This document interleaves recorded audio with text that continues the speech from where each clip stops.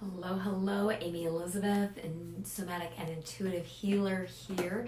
It is August 24th, 2022, and today we have Venus, who is roaring over in Leo about our self-expression and how our self-expression, if we're really truly expressing from our center, not from our ego, not from what our little human wants are, but from our center, that is an act of self-love.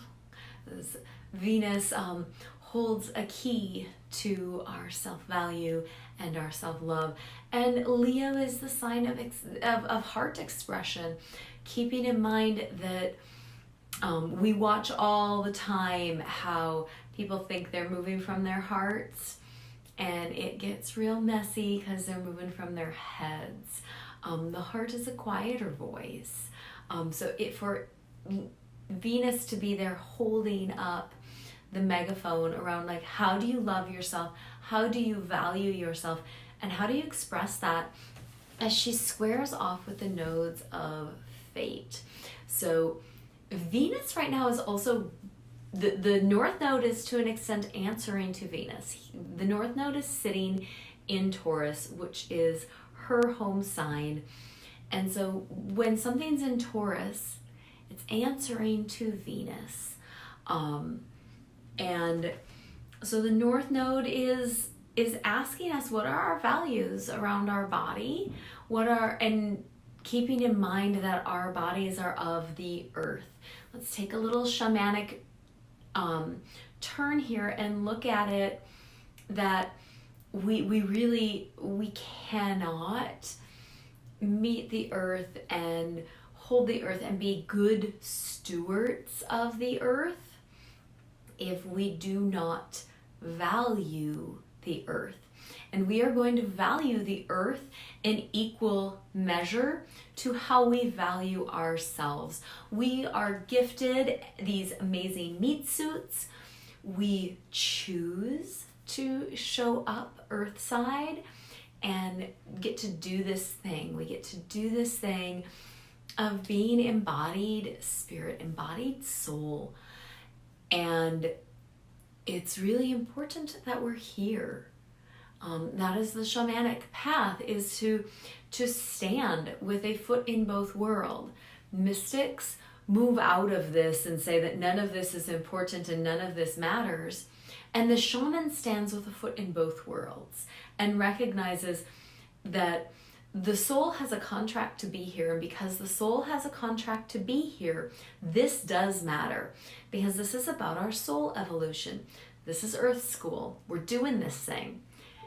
And the nodes of fate, the North Node is a destiny point. It is a place that we are not terribly comfortable being, whereas the South Node, which is over in Scorpio, is the things that we're familiar and comfortable with. It's our old hang-ups. It's our past life karma. It is our point of regression. It's the ways that we shut down and get quiet, or that we cling to things. The South Node's in Scorpio, and Scorpio is about eliminating and releasing, being able to let go. Death, sex, and taxes. Sex is always best when you can let go. Death is about a shift and releasing the grip that we can have on this. It's that, once again, we're back to that shaman place of standing in both places, of walking and being present with care.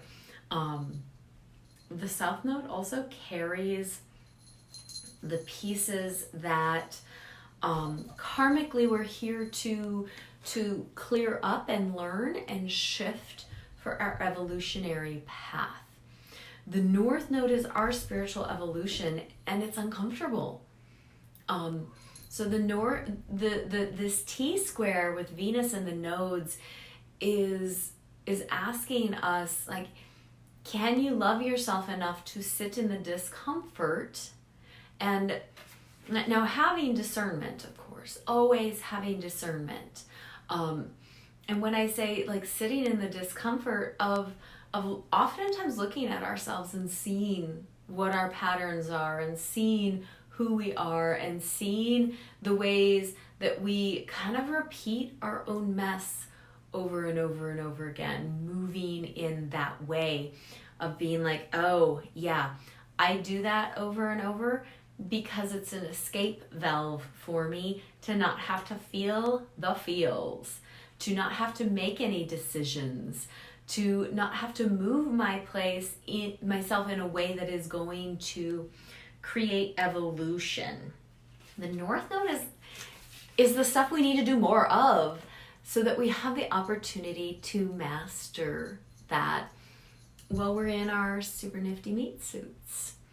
So Venus is bringing in that reminder that oftentimes a true deep act of self-love and expressing, knowing and holding our own self-worth is being able to sit in our own discomfort, is being able to sit in not knowing, being able to sit in recognizing that I need to make a decision that is going to potentially create some discomfort for me or the people around me, rather than just constantly keeping everybody happy.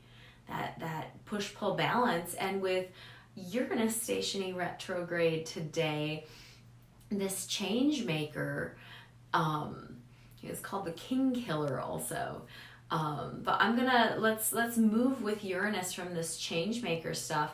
Uranus is gonna be traveling what appears to be backwards through the sky and asking us to take another look at the places that we're not expressing our genius. So we've shifted from Venus, T-square the North nodes, deciding whether it's fate or destiny. Fate is that South node. Fate is when we recognize that life happens to us, rather than that we are co-creating with the divinity that is life. And now we're looking at Uranus going retrograde.